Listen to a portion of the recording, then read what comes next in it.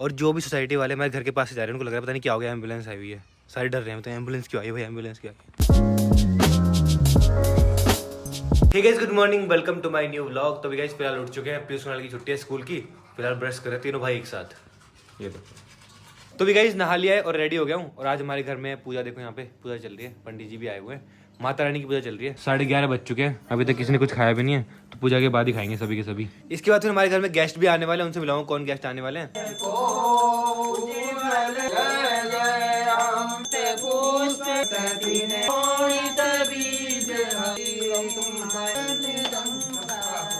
Guys साहिल सो रखा था, अभी उठाए, देखो इतनी लेट उठाए।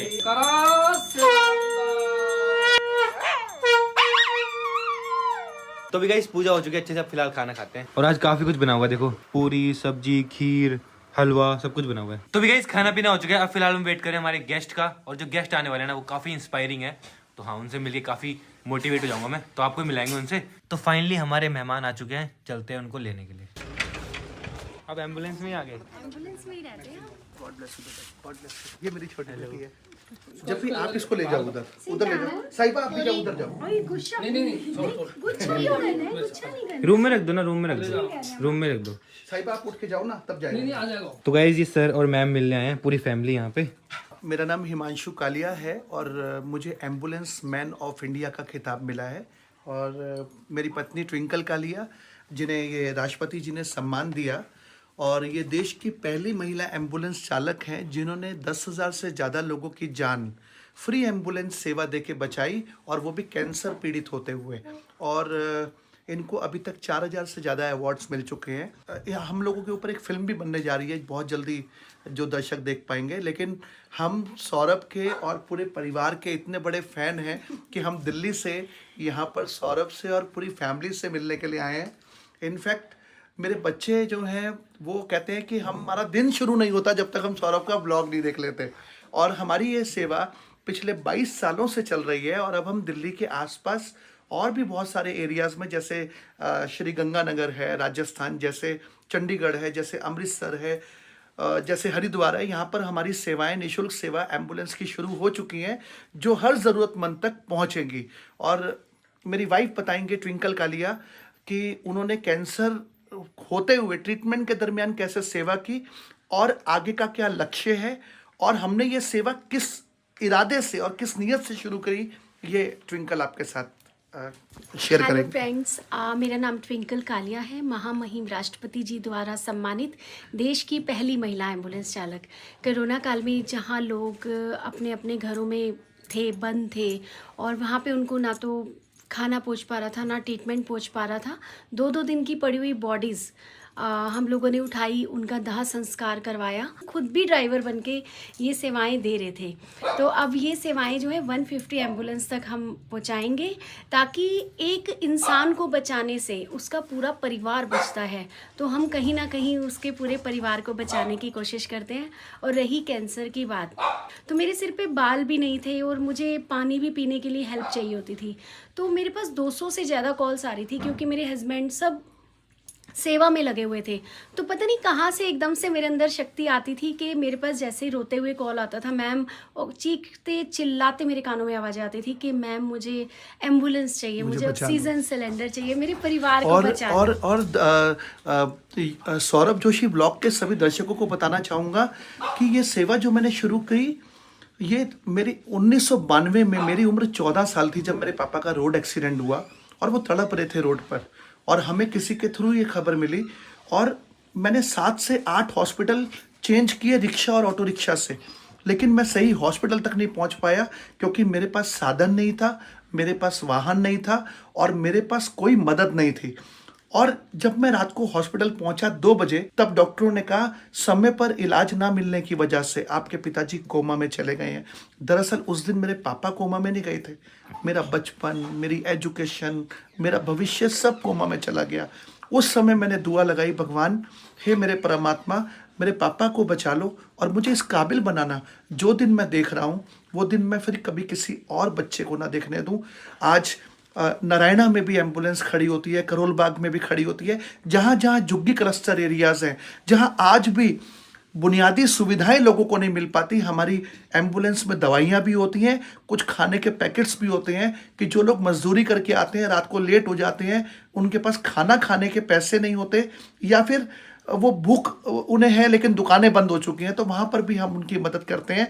और जब 2002 में मेरी शादी फिक्स हुई तो मेरे ससुराल वालों ने कहा कि हम लड़की वाले हैं, हम आपको कार देंगे, फर्नीचर देंगे। मैंने कहा मुझे कुछ नहीं चाहिए। उन्होंने कहा नहीं, लड़की है, हमें कुछ तो देना ही है। तो मुझे अपना वो दिन और वो संकल्प याद आ गया और मैंने कहा ठीक है, अगर आप कुछ देना ही चाहते हैं तो मुझे दहेज में कार नहीं, दान में एक एम्बुलेंस दे दो, जिससे मैं ज़रूरतमंदों की सेवा कर पाऊँ। 10,000 से ज्यादा लोगों की जान बचाई। हाँ जी, हाँ जी। नहीं, अभी टोटल तो 70,000 से ज़्यादा। इनको राष्ट्रपति अवार्ड इसलिए मिला क्योंकि 10,000 से ज़्यादा लोगों की जान इन्होंने खुद एम्बुलेंस चला के बचाई, खुद चला के खुद चला के। और ये इतनी स्पीड में किसी भी ट्रैफिक में कहीं से भी गाड़ी, इनफैक्ट एक बार तो एक ट्रेन से कटा हुआ बच्चा जिसकी टांग कट के अलग पड़ी हुई थी, इन्होंने कितने मिनट कितने सेकंड 3 मिनट और 52 सेकंड में रेलवे ट्रैक से उठा के इन्होंने इतने ट्रैफिक वाले एरिया में उस बच्चे को हॉस्पिटल पहुंचाया। और डॉक्टरों का कहना था कि अगर ये बच्चा 1 मिनट और लेट हो जाता तो, क्योंकि खून इतना बह चुका था कि इसकी जान जा सकती थी। आज 4 साल हो गए इस बात को और वो बच्चा आज भी जिंदा है। और उसके मम्मी पापा क्या कहते हैं? उसके मम्मी पापा बोलते हैं कि बेटा हमने तो आपको जन्म दिया है, पर असली अम्मी और अब्बू ये हैं आपके, इन्होंने आपको दूसरा जीवन दिया है। तो ऐसे हमारे जीवन में बहुत सारी चीज़ें आई। इनफैक्ट आज मेरी बिटिया 17 साल की है और ये कहती है कि पापा 1 साल बाद मेरा भी लाइसेंस बनवाना और मैं भी अपने मम्मी पापा की तरह एम्बुलेंस चला के सेवा करूंगी। तो वो बच्चों के अंदर ये भावना आज से है। ये सुन के इतना अच्छा लग रहा है ना, सब कितना अच्छा काम करे आपने। और बल्कि हम तो ये भी कहते हैं कि पूरे इंडिया में, पूरे हिंदुस्तान में आपके बहुत चाहने वाले हैं जैसे हम हैं। और अगर किसी को भी खून की ज़रूरत पड़े या एम्बुलेंस की ज़रूरत पड़े तो हमारा हेल्पलाइन नंबर है, आप उस हेल्पलाइन नंबर पर कांटेक्ट कर सकते हैं। किसी को तड़पता हुआ देख रहे हैं तो कॉल कीजिए। हमारा 9871031313 नंबर हमारा हेल्पलाइन नंबर है। 98 710 31313। इस पर कभी भी कॉल करके किसी भी तरह की मदद ली जा सकती है। तो गाइस काफ़ी अच्छा लग रहा है कि सर और मैम स्पेशली मुझसे मिलने आए हल्द्वानी। और जब ऐसे लोग मिलने आते हैं ना तो मतलब अलग ही फील आता है। सर से पहली बार मैं मिला था दिल्ली में, तो हमने प्लान करा था कि हम मिलेंगे, हल्द्वानी में मिलेंगे और एम्बुलेंस लेके आ गए। आप कहीं भी जाते हो एम्बुलेंस लेके जाते हो? हाँ, हम एम्बुलेंस लेके इसलिए जाते हैं कि जब हम कहीं जा रहे हैं डेस्टिनेशन पे और रास्ते में कोई एक्सीडेंट या इंसिडेंट हुआ है या किसी को इमरजेंसी की ज़रूरत है तो मैं उसको एम्बुलेंस में लिटाऊं और फटाफट आपातकालीन परिस्थिति में उसको हॉस्पिटल तक पहुंचाऊं और उसकी जान बच जाए। क्योंकि हमारा ये मानना है कि एक जीवन के पीछे सिर्फ एक जीवन नहीं बचता, पूरा परिवार, परिवार की खुशियां और परिवार का भविष्य बचता है।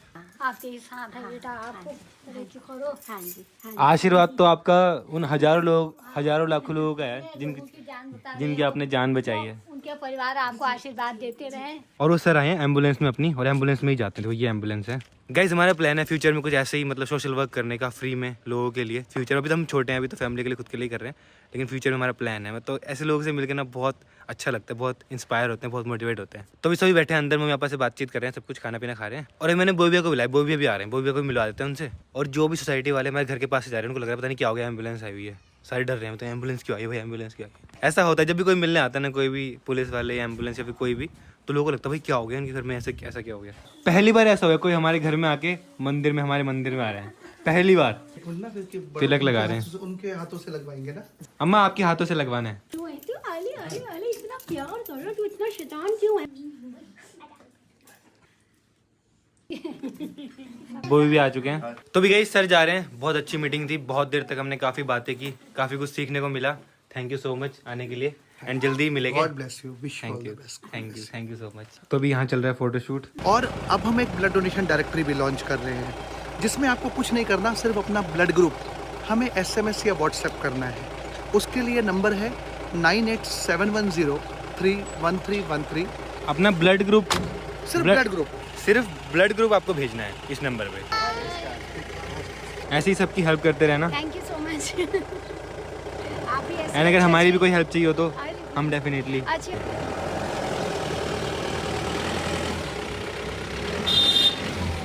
गाइस कुछ लोग होते हैं जो दूसरों के लिए जीते हैं, ये उनमें से एक 70,000 लोगों की जान बचाई है। 70,000 मतलब कितने लोगों की ब्लेसिंग्स होगी, कितने लाखों लोगों की ब्लेसिंग्स, कितनी फैमिलीज की ब्लेसिंग्स। वो भी पूरी रात एम्बुलेंस में काम करना, सबकी सेवा करना, वो फ्री में। तो चलो गाइस चलते घूमने के लिए बोबिया के साथ में। तो भी गाइस हमारे डीपी नानक पे यहाँ से मुझे कोल्ड कॉफ़ी लेनी है। गाइस ये वाली कॉफ़ी मेरी फेवरेट है, स्टारबक्स वाली, इसलिए मैंने मंगाई थी इनसे। देखो, और मैं डेली नहीं पीता, जब मेरे को रात को जब नींद आती है ना उस टाइम पे पीऊंगा बस। तो अब हम आ गए स्काई डेक, तो यहीं बैठते थोड़ी देर और फिर चलेंगे घर।